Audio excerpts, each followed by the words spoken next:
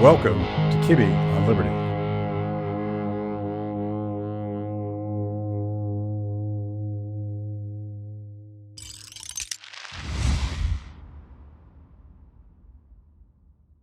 Kyle, finally. Yes. We've been talking on through friends and intermediaries and the evil Facebook Messenger app. We've been trying to get together for a couple of years, and here we are in Las Vegas, where I guess we can't talk about everything we've done here, but we're at Freedom Fest. Yeah. So that's cool. What happens in Vegas, we're Christians, so we say, what happens in Vegas, the Lord knows. Yeah. Still knows. You know, that was our motto coming in here. But yeah, no, it's good to finally meet you in person, and it's been such a crazy time seeing. It's just such a. Every time I go to a libertarian conference, it's so interesting to me that there's people from all walks of life that you wouldn't expect. There was a talk one day that was "Is Atheism Dead?" by Eric Metaxas. The next day there was like "The Rise of Atheism: Why You Need Atheism for Liberty." Right. Yeah. Yeah. Which just cracked me up a little bit, but yeah, it's great to meet you, and it's great to be here with all these liberty-minded folks. You know, I just got back from another libertarian gathering that's very different called Pork Fest. That one is a little different. I've never been. I've been to Liberty Forum, and they keep trying me to go. I don't know if I've done enough drugs in my life to go to Pork Fest, but is that necessary? It's not required, okay. and that's sort of the fascinating thing is because you literally had church groups. Yeah. In one section of the camp, and then you had like the Naked Olympics in the other corner, and obviously half the camp was very family friendly, and maybe less so over there where they were doing all the drugs, and I think in a lot of ways that's kind of a metaphor for what we believe in. Like we don't actually have to agree with each other to just live and get along, and that's what I like about Freedom Fest is like there's a lot of different types of people here. And as far as I know, nobody got killed or otherwise injured debating Christianity versus atheism. So far, yeah. It struck me first at Liberty Forum because the same guys who do Pork Fest, because we were out in New Hampshire, and you think of libertarians, and maybe you have some stereotypes in your head, and it is more the Naked Olympic stereotype. Yeah. But they had kids running around, and it wasn't what you think. Just single guys in fedoras that don't know how to talk to a woman. Yeah. It was families and now. Yeah. It's getting personal now. Guys with weird curly mustaches and crazy and drinking beer all the time. Those kind of guys are the guys you think about. But no, it was interesting to see that you had people from both sides that were just like, we can come together and try to just be left alone. You know, which was an interesting thing. Yeah, it almost felt like Utah because they are literally repopulating the state of New Hampshire. Yeah. Utah and Elon Musk are single-handedly repopulating the globe. So that's a good thing, I think. Yeah. Well. But in the case of New Hampshire, they appeared to be married to the people that they're sure populating with. I don't know if that's the right word or not. But and you're a beer guy. That's important. Yeah, that is an important thing. And have you checked out any breweries here in Nevada? I haven't yet. I was hoping that you would be the guy to show me around. So there is. I was told because I used to do all these videos called Beer is Freedom. And beer was a metaphor for various economic principles, and it's kind of a bait and switch where I'm like, I'm making a video about beer, and people are like, oh, I love beer, so I'm going to watch that video, and suddenly I'm talking about Austrian economics, so it's a little bit unfair. Well, we live in California, and obviously, which is anti-freedom from the top down, but it's interesting when you talk to people on the local level, they don't actually believe that. The people that run their businesses and people who run breweries out there. There's a great microbrewery scene in San Diego and LA and all over the state. And those people are just inherently pro-freedom and pro-liberty. Yeah. They might be registered Democrats and they might vote for Governor Newsom for some reason, but they're voting against their own interests, and they kind of know that on some level because you talk to them and you sit down at a brewery and they grumble about regulations and they grumble about this and that, and which California has surprisingly pro microbrewery laws, which is weird for California. I'm sure they'll crack down on that soon. They'll eventually destroy it like everything else. They'll figure out a way. What? Something's thriving? Yeah. We must tax it and regulate it, but that disconnect is quite typical, and that's the real reason I started doing videos about beer, because the industry, the microbreweries, the nano breweries, these are all just radically entrepreneurial people But they probably think they're socialists too. And that disconnect is fascinating to me, because they're artists, they're creating something beautiful, they're businessmen because they're grinding it out and trying to make razor thin margins. And then they deal with all these regulatory and tax barriers where the distributor industrial complex is totally screwing these guys. And it's like, guys, this is a life lesson in why you don't give governments power. But Yeah, and you see that. I mean, and the pandemic especially brought that out, because we saw people that run businesses in our hometown. You know, we're in the middle of nowhere, we're in a kind of a rural area in Southern California, and you saw a lot of people that run businesses that are like, yeah, I'm voting for, these pro-big government candidates. And you're like, why? Like, you complain to me all the time about about the health regulators coming in, the health, you know why that is, right? And so, or people that don't like our local sheriff because he's a very pro-freedom local sheriff, and it's strange to see that disconnect. But yeah, I think a lot of people in their hearts are pro-liberty, and they just don't realize it yet. Yeah, and they're worried about normal things that normal people care about, like beer and family and maybe football, whatever their passion is, and they just sort of check out of that, and it can lead to very bad things when they sort of let politics do what it does, which is accumulate power and go after people. But I get the instinct, absolutely. I would be a much more sane person if I didn't pay attention to this stuff. Oh, absolutely. I mean, that's, my favorite book is Lord of the Rings, and that's one of the main messages in the Lord of the Rings is that you have these hobbits whose their joy and their value is found in just tending their own garden and not getting involved in the politics of the outside world. Yeah. And yet at some point they realize if we just do that, the world is going to fall to ruin and we won't have our garden anymore. Yeah. So by necessity they're dragged into this outer battle, but as soon as it's done, I'm back to my garden, Yeah. And that's the big victory at the end of the battle, is Sam getting to go back and tend his garden. Yeah. When you think orc, which senator comes to mind? Can I name 100 of them, or do I have to just pick? They actually travel in a pack, and they just sort of destroy everything that they touch. I can pick one or two that aren't orcs. Yeah. Maybe. And maybe they're here at Freedom maybe Fest. Maybe one or two of them's here at Freedom Fest. Yeah, Mike Lee and Ren Paul are here. Yeah. and I always brag that I can count the people that I respect and will actually allow into my home on, I think it's on one hand now.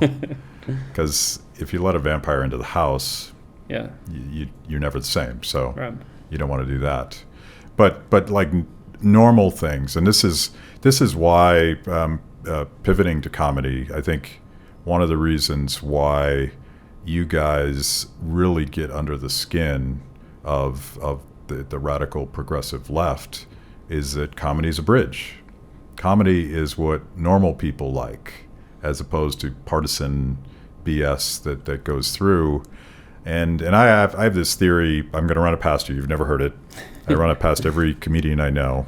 I have this theory, kind of going back to, not exactly, but I'm thinking of Lenny Bruce and the ethos of just breaking rules and talking about forbidden things as a way that civil society breaks down barriers and prejudices and things that scare you. If you can tell a joke that's really uncomfortable and people aren't sure if they're supposed to laugh, in some ways it takes the temperature down a little bit, so that people, when they go to a town hall meeting or they go to church or wherever they're going and meeting their neighbors, and their neighbors are a little bit more different than they are, or maybe they're a lot different, it diffuses the time bomb and gets rid of some of that tribalism where you hate something and somebody that you've never met and have never conversed with. Well, think about the 24/7 news cycle. It's designed to make you not only hate the people on the other side of the political aisle, but it's designed to make you stress and worry and fear everything. Every 24 hours, there's a new threat to democracy or a threat to your life. As soon as the pandemic was over, well, I guess it's still over, I don't know. It depends on which news media outlet you ask. Monkeypox. Monkeypox pandemic. If you're not afraid, you're not paying attention. As soon as the first pandemic was over, there was, I was on Twitter or something, and the mask mandate's lifted, everybody's free, and then there's a news story, new drought in California, be very afraid, you're going to be out of water in 6 months, like, and you see this story that they're just like, what's the next story that's going to scare you, And so there's an interesting thing, like we'll get emails from people who consume their news through the Babylon Bee. So they get real news through fake news. Yeah. And which it turns out is more reliable than real news. I'll let you guys be the judges of that, I guess. But when you read a Babylon Bee headline, you're doing the doom scrolling thing, where you're like freaking out about every story that's on your Facebook feed, and then all of a sudden you come across a Babylon Bee headline, and there's a moment of, wait a minute, is that real? And then you go back and, oh, it's a joke. And I think there's a way of joking about things that can disarm the fear that we feel. Yeah. The fear that our leaders want us to feel, the fear that politicians want us to feel. And so I think that comedy has this real disarming power, and that's what makes it scare the people who are in power. That's what makes it scare people on the left. That's what makes it scare people in government. That's why they want to fact check us. Because all of a sudden we have this power to say that narrative that gives you so much power is disarmed. It doesn't have any power over us because we don't fear. Fact-checking a joke seems almost like a joke. Well, it makes and they do that. They were doing that all the time. I mean, they've started kicking you off things now. And it's all part of the end game, because if they can fact check you enough times, now they can claim that you are disinformation, misinformation, or whatever the different labels are. And once they can do that, then they can just kick you off and say, well, they were sharing fake news. The very first one we ever got dinged for, we had been fact checked a few times, but the first one that Facebook ever dinged us for on social media was we said CNN purchased a giant washing machine to spin the news. And we got a notice from Facebook that we shared fake news. And that we were facing full-on deplatforming and demonetization for that joke, which is kind of a stupid joke, right? I mean, I acknowledge it's a boomer joke, but it was enough to where it was like, really? This is... So now that joke is even funnier, because if you search Babylon Bee, CNN, the first result isn't Babylon Bee, it's Snopes saying, fact check. Did CNN actually purchase a giant washing machine to spin the news in? Fact check false. So there's absurdity on its face, and they really do shoot themselves in the foot. Because we rally so much support from that stuff, where people are like, this is ridiculous. Even people on the left will come up to us and go, it's crazy. Yeah. It's a joke. Yeah, but the fear thing, and that we've been sort of obsessed with the humanitarian damage caused by lockdowns and all the things that government has done to us in the last 3 years. And by the way, that infrastructure is just itching for the next pandemic. Today, the District of Columbia, where I tragically reside, is already unrolling some big monkeypox industrial complex, and it's like, please stop, leave me alone. But they won't, because fear was the Achilles heel.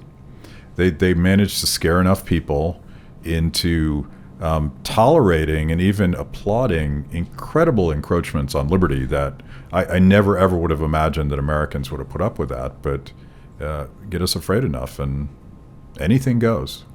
Yeah, well, I just saw, I'm not in LA, but I'm in Southern California, and LA just announced rolling back mask mandates, putting them back in place. And you're just like, what kind of world do you live in, where this is acceptable?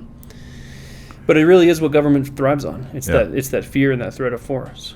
Well, it's become. I did a panel here, and I won't academic geek out on this, but Frederick Hayek, we always quote Hayek on this show.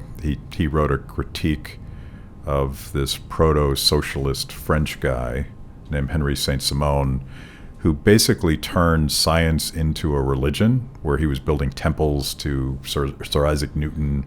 And the whole idea was, let's put the scientists, because they're the smartest, and they're going to know better for what is good for us. Let's put them in charge and give them all the power. And it's precisely where we're at right now. There are Fauci prayer candles you can buy on Amazon. He was deemed the sexiest man alive by The Guardian. Speaking of funny things, I guess. Like, funny or absurd. So it's become like a civic religion where if you question the faith, you're banished and perhaps God knows what. Thank you for joining me today on Kibbe on Liberty and for being part of our fiercely independent audience. Every week, my organization, Free the People, partners with Blaze TV to bring you this show. My guests bring smart perspectives on everything from current events to timeless philosophical debates. If you like what you hear, go to freethepeople.org/KOL and support Kibbe on Liberty so we can continue to produce these honest conversations with interesting people. Now, let's get back to it. Well, it's funny, being Christians, like people made fun of us for being the crazy, zealous, oh, you guys are the crazy people on the street corner with the sign saying the end is near.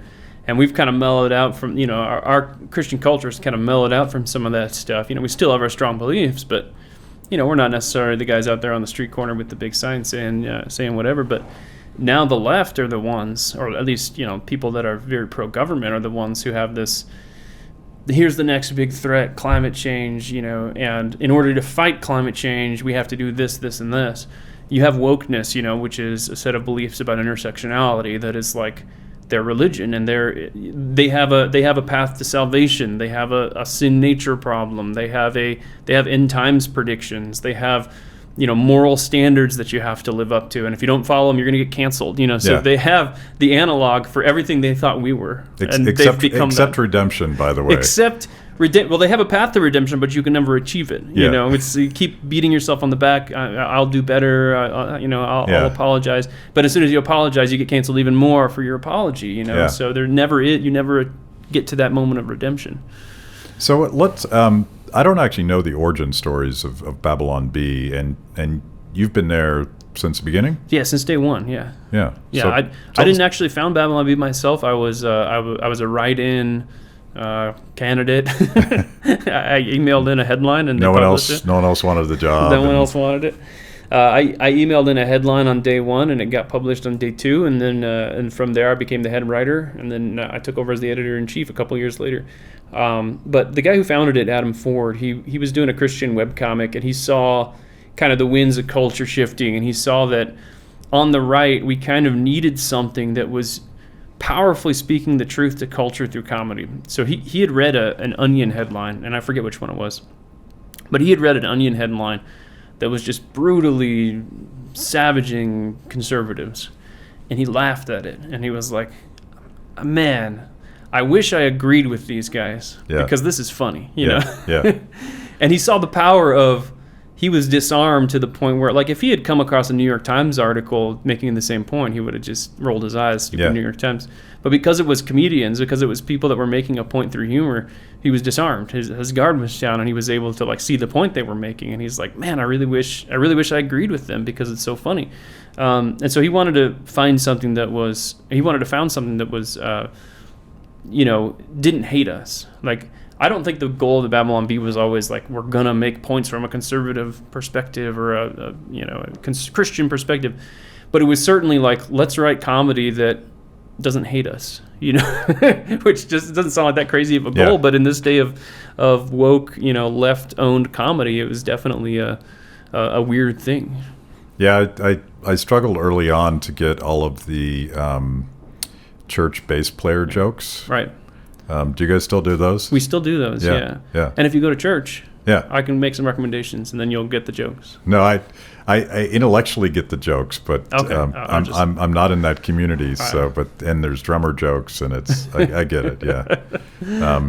But that's part of the that there's actually a community that's kind of willing to make fun of itself. I mean, that was the start. I mean, it was, if you can't make fun of yourself, you don't have a sense of humor. If you can't make fun of yourself, you're not going to be funny when you're making fun of the other guy. Yeah. So obviously a lot of our jokes target the other guy, or target the left, or target the outside. But, you look at a lot of the late night hosts who take that to the extreme and they make fun of the other guy every single joke. And now they're just smug lecturers. They're not funny anymore. Yeah. You look at Saturday Night Live. They have a good one once in a while, but a lot of it is just the smug, smarmy lecturing. And so very early on, we knew we had to we had to make fun of ourselves. And it's much better than the comedy from the outside that makes fun of Christians. Because as Christians, we watch like Hollywood movies that are making fun of the church, and you're like, the people who wrote this have never been to a church in their lives. I can tell, because they're using the wrong word for this, and they're using the wrong. That's not how things are, So comedy from the inside is always funnier. And my comedic influences are like the Christopher Guest mockumentaries. This is Spinal Tap, A Mighty Wind, Waiting for Guffman. All those are the ones that they're written from within that culture. And you can tell they love that culture, whether it's heavy metal or folk or the different, local community theater, the different cultures they make fun of. But they're not mean. They're not mean-spirited. They don't say, this is so stupid, They make fun of it, but it's from within. Yeah, because this is so stupid is not funny. Yeah. It's dumb. Right. Were you a comedian, like, did you dabble, or did this just happen? It was a little bit of a lightning bolt that My family would say I was always funny growing up. I was the family joker that was, always cracking jokes or whatever. I think I did win the class clown award in high school, but I was never the class clown who was, throwing a pie at people or, or wearing the clown nose and that goofing around. Like, it was never over the top humor like that, spitwad on the teacher's back or whatever. It was more just the dry, witty zinger or comeback was kind of my style of comedy that I resonated with. I watched Monty Python and the Holy Grail when I was in 6th grade, and I was kind of a sheltered Christian kid, not super sheltered, not fundamentalist or anything, but certainly like I wasn't exposed to a lot of outside comedic influences, and I saw Monty Python, and it was like, this is the greatest thing I've ever seen in my life. We watched the opening credits to Monty Python, and we were laughing so hard we were crying. We had to rewind the VHS 10 times to try to get through it. Yeah. And so I think that dry, absurdist comedy for the sake of comedy type philosophy really resonated with me early on. I have no idea what. So John Cleese is here at Freedom Fest, and I'm sure you're going to fanboy and sort of stalk him outside of the green room, and that's cool. But I'm assuming he's not a Christian conservative libertarian constitutionalist. I think he's a comedian that hates the intolerance of woke culture that won't let him do his craft. I assume that's what he's going to say. I don't know. Well, I'll let you know. I'm interviewing him in 4 hours. So nice. Okay. I'll let you know what he says. But so you don't have to stalk him. He's I don't have to stalk him. But no, I agree. But that is the cultural shift that we're seeing. Is you have even people on the left. That's Ricky Gervais and Dave Chappelle and Bill Maher. Bill Maher came to our defense on his show. Yeah, that's crazy. This guy that I grew up hating Bill Maher because I'd see him on there, and I was a right winger, pro George W. Bush. That was my upbringing, and you see Bill Maher slamming George Bush for the Iraq War or whatever. You're like, oh, that guy's an idiot, liberal, whatever, and to see a guy like that who hasn't really changed his beliefs. He's stayed the same. The left has gone into loony land, and he's just standing there like, what are you guys doing? Yeah. So to see a guy like him defend this little Christian satire side is such an insane thing to us. It's kind of interesting because my general theory is the same, is that the left has just gone way over the end. So guys like Dave Chappelle and Bill Maher are standing, and Elon Musk actually tweeted a joke about this. Him too. I'm still standing where I was. But I'm not sure that's exactly true, because I used to go on Bill Maher when I was the Tea Party guy, and Bill had one joke that we were all racist. And I think he's sort of starting to question some of that cheap shot stuff because he sees it weaponized. But maybe I'm just being hopeful. Well, and it's bad humor too. Yeah. I mean, that whole shtick of all the rights, you'll see an Onion joke once in a while, or all the jokes on the late night that are just like, oh, Tucker Carlson hates this because he's racist, and you're like, well, that's just it's so one dimensional, and you haven't, it doesn't understand the topic that it's addressing. And whenever a joke comes off like that, then you're just beating on the stereotype that everybody else is beating on. It just doesn't come off as fun. Yeah. Because humor has to have a sense of surprise and a unique angle and an innovation to it that's just boring now. Yeah, I sort of wonder, as a lot of people do, I'm following Elon Musk and the whole Twitter journey that he's on, and I have no idea where he's going with that. But I have this idea that there's kind of, and calling it anti-woke is not right because it's just turned off by wokeness, and they don't want to be against that. They just want to be normal.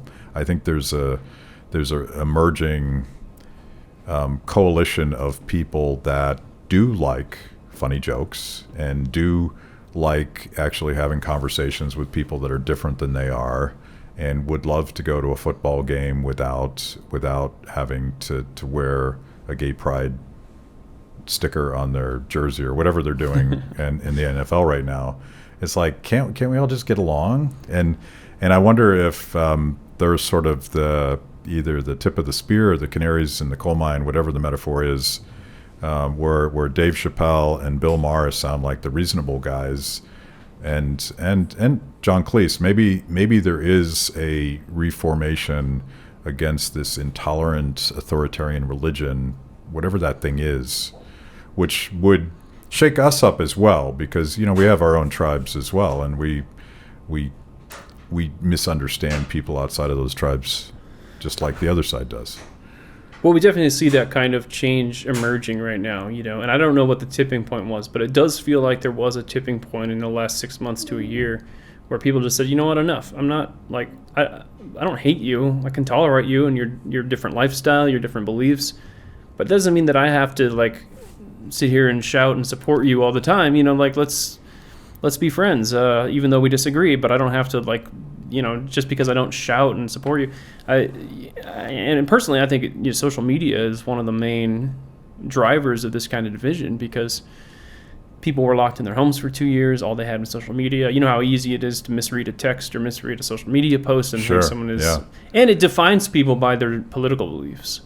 If I didn't know you, I saw you at a brewery, we might share a beer and talk and not ever bring up politics. Right. We might not know of any of the political differences between us, And same thing with someone on the far left that I met at a bar. I'm sure I've met a bunch of people at breweries that if they knew I was a Babylon Bee guy, would hate me. Right. But that doesn't come up because we're just hanging out, And I find that when, there's an interesting phenomenon that there's a lot of haters on social media for the Babylon Bee. But when I get out there in real life and I talk to liberals who don't, maybe they don't like the Babylon Bee or whatever, but they're just like, oh, that's funny. I'm glad you're doing what you're doing.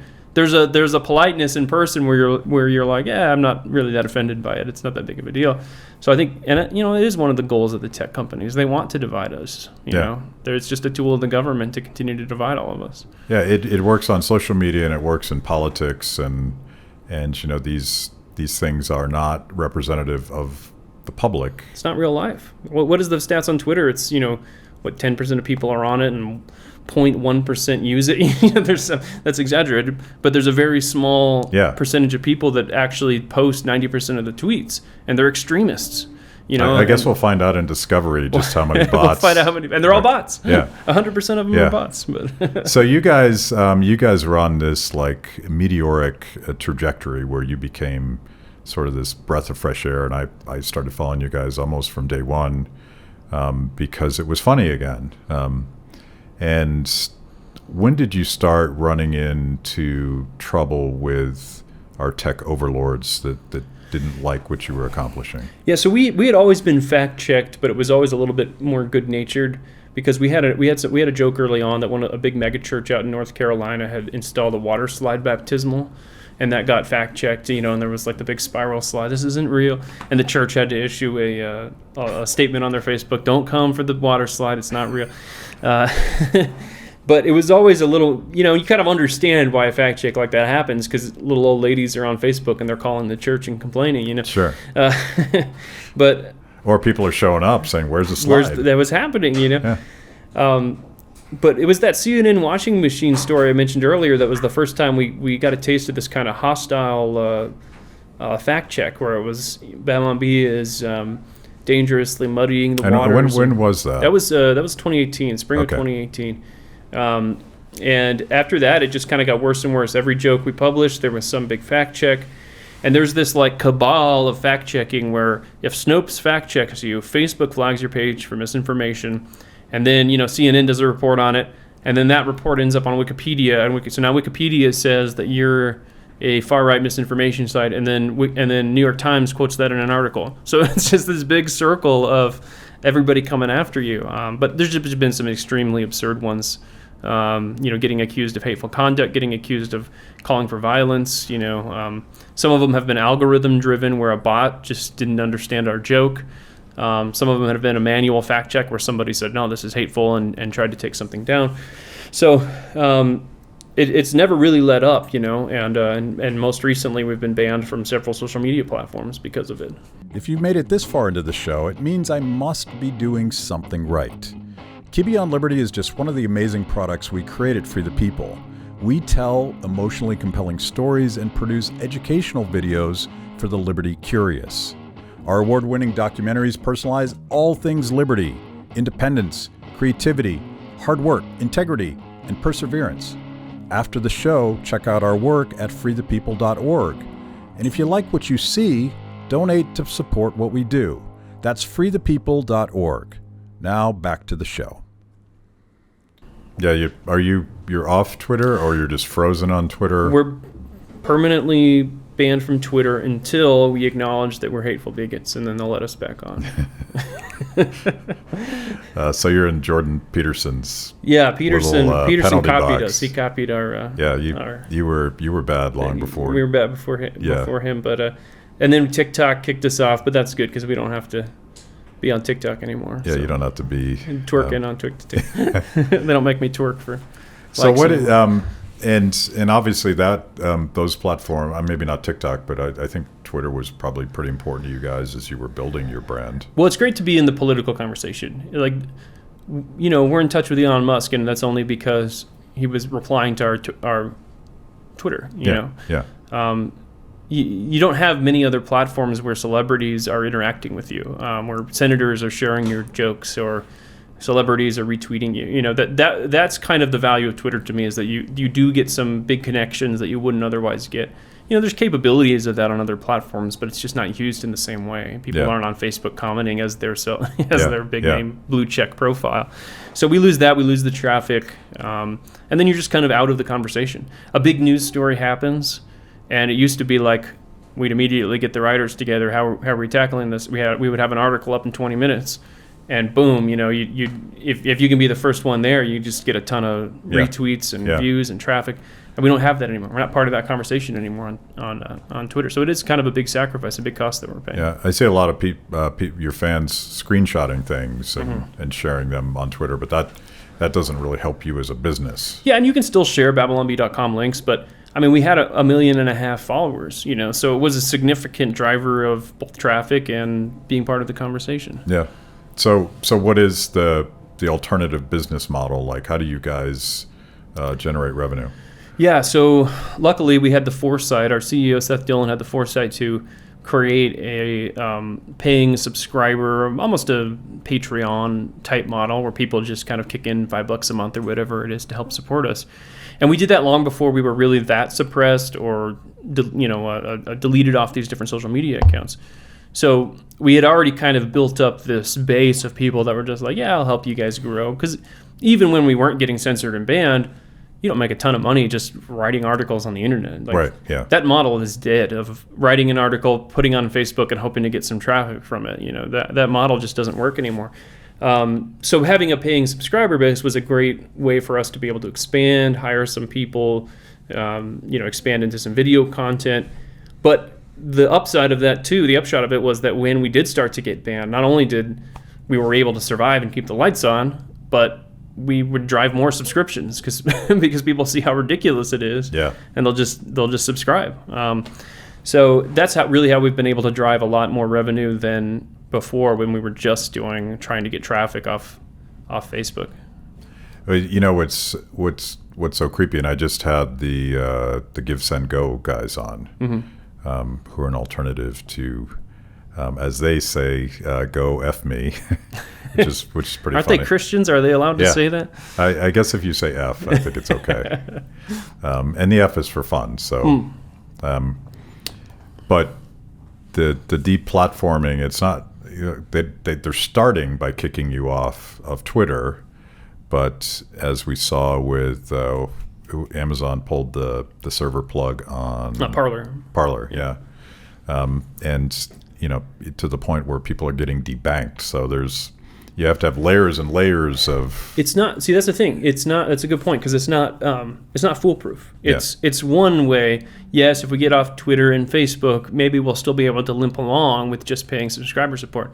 But ultimately, I mean, all payments in the world go through a few banks. Yeah. One of those cuts you off, you're doomed. Yeah.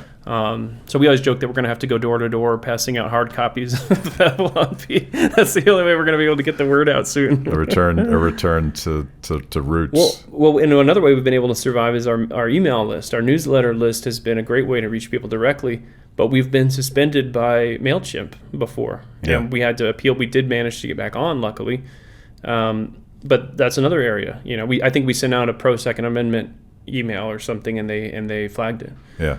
Which is crazy. It's so creepy. And by the way, you're describing this very well-oiled machine of when these guys flag you, then these guys kick into action. The new twist, which probably isn't new, but it's now been said out loud. The Biden administration says the quiet part out loud when they're like, "Oh, by the way, we're telling Facebook about content that offends us." So you now have the government, most powerful guys in government, dictating to tech companies, and maybe it's symbiotic. I don't know. Maybe when the president's people call you, it's an offer you can't refuse, or maybe they want to do it anyway because they're woke. I don't know what it is, but there's some kind of political capture where these are fundamental First Amendment violations. Well, the cat was out of the bag when they censored that New York Post story about Hunter Biden. Yeah. A couple weeks before the election. And you start to think about it, they're the ones who are always throwing up stuff about elections are safe and secure, and then accusing Russians of meddling in the 2016 election. The real election meddling was happening in the big tech companies. Yeah. Whether you think that changed the outcome or not. I'm not talking about hacking machines or anything. I'm talking about the amount of influence they had, that there was a negative story about one candidate and they banned a news organization that's been around for decades, I don't know how long the New York Post has been around, but for a story that turned out to be true. That's when they really let the cat out of the bag about what they're doing. And you're right. I mean, just more recently, was it Nina Jankowicz? I forget which one of them said that we need to be able to get in and edit someone's post and add disclaimers. Like what? And it goes into the argument about free speech, and you have some conservatives saying, well, they're a private company, they can do what they want, and you're like, well, they are a private company up until the point that they're doing the bidding of the government, and then they're just another arm of a branch of the government, really. Yeah, they're either politically captured or they're cohorts with that tremendous amount of power. Like I think I've said this 1,000 times, but it's such a lazy argument that libertarians make that when we say, oh, it's a private company, they can do what they want, because it's not really. I mean, you're talking about when Mark Zuckerberg went before Congress a couple years ago, he was quite explicit. I want you to help me censor our content, and I have an army of lawyers and lobbyists who would love to write that legislation for you. And what he's really saying is, let's create such a complex structure that my competitor, we don't know who that is yet, but that person never gets to market because the regulatory barriers are just too high. Yeah, same old story. Crony capitalism. Yeah. So these are crony capitalists, and I tend to think that they're probably more captured than like rabid ideologues, but oh yeah, who knows? I mean, it's hard to tell, chicken and egg kind of thing. But this is sort of getting depressing. This should be a fun conversation. Should we tell some jokes? I don't know what. Well, what do you think's going to happen? So, like, we're talking about all these guys who probably come from the left, like John Cleese and Bill Maher, pushing back against this. I'm always sort of a long-term optimist because I think people with a modicum of freedom figure stuff out. And I think there is sort of a revolution percolating up where people just find the speech policing in particular just more than ridiculous. Like now they're offended by the fact that they can't laugh, and they're afraid to go to a comedy show because, like, if I laugh, is someone gonna cancel me? Right. Do you see that, or do you think we're spiraling down? At Kibbe on Liberty, freedom is a lifestyle 24/7, something you live and breathe and wear every day. If that describes you, you need the very best Liberty swag in the market today, just like this shirt I happen to be wearing. Go to freethepeople.org/KOL and check out our exciting merch. You too can love liberty and look cool.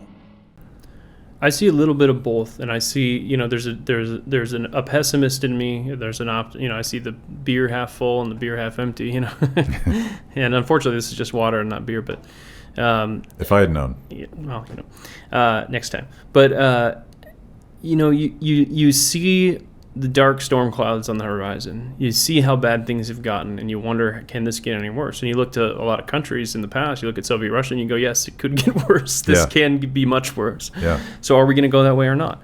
The encouraging thing is that you see especially encouraging that you see the current generation. You see a lot of the young people that are just, you know what, we don't care about this. We don't care about cancel culture or whatever. We're going to laugh. And as long as we hold the comedy, we do hold the power. Gen Z, for all their faults, their fashion problems and the fact that they dance on TikTok and stuff, they, if you go on TikTok and you spend any time there, there's so many politically incorrect jokes that people are telling on there. And if you go flip through comments, there's not much pushback. There's not much, hey, this is problematic. You can't tell this joke. Yes, there's a crazy far left, radical gender TikTok teachers of TikTok type area, but there's also some hope there. You look at people that are making fun of themselves. You look at people that are telling jokes about themselves, like their own race, and making fun of themselves for being white or being, Asian or whatever the different, things are. And you see an encouragement, and you think back to like when comedy was okay. And you can see a reflection there. And so my hope and my prayer is that continues to push, like that side continues to win out. That side will win out. I agree with you, long-term optimist. I just don't know if that's going to be in the next 10 years or the next 100 years. Yeah. But it will win out. Yeah, I don't really want to wait 100 years. Yeah, I don't think you have. I might have 100 years. Yeah. Well, you for sure. Yeah. So if people want to subscribe to Babylon Bee, if they want to help you guys out, how would they help? Yeah, so BabylonBee.com, I'll just say this in general, just support the content creators that you like, whether it's Babylon Bee or something else. Like, that is how you're gonna change the world, not by mindlessly flipping on Facebook and hoping that Mark Zuckerberg shows you through his algorithm the content that you want. Go to Blaze, go to whatever the site that you like is. If it's BabylonBee.com, awesome. And if you go to BabylonBee.com, you can sign up for our newsletter, and that's our most direct way to reach people. Also, BabylonBee.com/plans. That's where we let people sign up and subscribe and support us. We actually built a fully functioning social network on the back end of our website. So a lot of our community, we have a big community that's interacting in like a non-woke social network. So that's some people have completely pulled the plug from Facebook and joined our little social platform. So that's been awesome. That's cool. And where can we see I'm sort of jealous about the John Cleese thing because he did not return my call. Tragic. Where will people get to see this conversation? That'll be on our YouTube channel, youtube.com/thebabylonbee. Still on YouTube, huh? We didn't clinging. YouTube has been one of the few that has almost never dinged us for anything. They'll demonetize. We do any joke about guns, it gets demonetized, but it doesn't get suppressed. We don't get strikes. I guess it's different style of content, I suppose. Because it's satirical, I don't think the algorithm knows what to do with it. Because we'll do a video. Here's how dangerous guns are. Yeah. So it probably promotes it, but we're being sarcastic. So we have a little shield. Okay, there's a hack for us. There's a hack. Okay. Just be sarcastic. Well, hopefully I don't get a strike just for talking to you, so we'll see how that goes. Yeah. Thanks for doing this. Thanks a lot. Thanks for watching. If you liked the conversation, make sure to like the video, subscribe, and also ring the bell for notifications. And if you want to know more about Free the People, go to freethepeople.org.